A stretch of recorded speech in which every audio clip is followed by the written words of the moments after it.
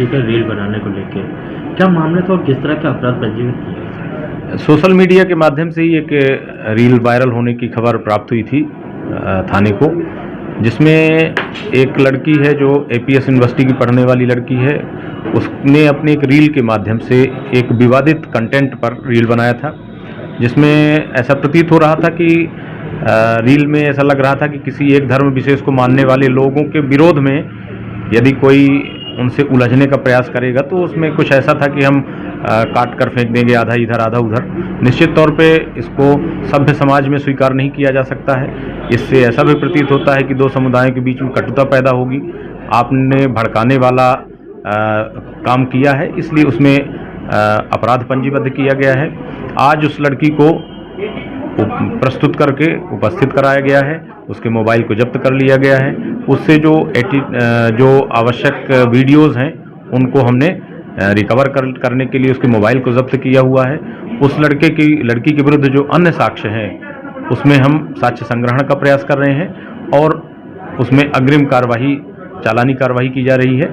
निश्चित तौर पे इस तरह के जो कृत्य हैं जिससे समाज में विद्वेष पैदा हो, दो वर्गों के बीच में आपसी वैमनस्य उत्पन्न हो, ऐसा काम किसी को नहीं करना चाहिए, क्योंकि वो कानूनी रूप से अपराध की श्रेणी में आता है और इसमें भी वैधानिक कार्रवाई की जा रही है। जिस तरह को देखने को आएगा तो उसने डिलीट भी कर दिया है अपना, और क्या उसके लिए ऐसे माफ़ी नहीं हो सकती क्योंकि माफ़ी भी मांग ली है, तो क्या कानून में इस तरह की गलती तो हो जाती तो फिर?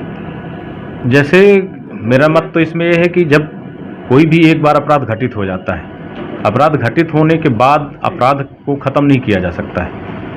उसने पहले जो काम किया निश्चित तौर पे आपराधिक श्रेणी में आता है। लोगों की भावनाएं आहत हुई, कुछ लोगों ने एफआईआर करने की मांग की। एफआईआर करना वैधानिक उसका अधिकार, इसलिए एफआईआर उसमें पंजीबद्ध की गई है। बाकी माननीय न्यायालय में उस पर चार्जशीट की जाएगी, जैसा माननीय न्यायालय निर्णय लेंगे वैसा। ये लड़कों में आजकल देखा जा रहा है कि रील बनाने का, तो उनको क्या संदेश देना चाहिए कि किस तरह के, क्योंकि कानून के दायरे पे कुछ रील बनती है, कुछ मंदिरों में बनती है, तो क्या संदेश देंगे? बिल्कुल सही कह रहे हैं कि रील बनाना कोई अपराध नहीं है। यदि आपके अंदर टैलेंट है या कोई विशेष आपके पास काम है तो निश्चित तौर पे रील बनाना चाहिए।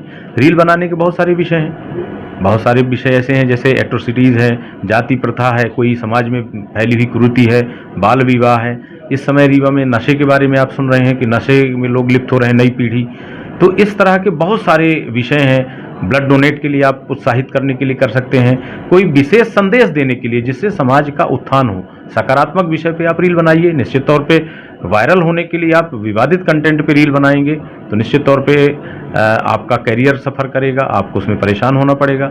सिर्फ आपको ही नहीं बल्कि आपके जो परिजन हैं उनको भी परेशान होना पड़ता है। तो मेरा तो परिजनों से विशेष आग्रह है कि बच्चों पे नज़र रखें कि किस विषय पर उनका इंटरेस्ट है, किस विषय पर रील बना रहे हैं।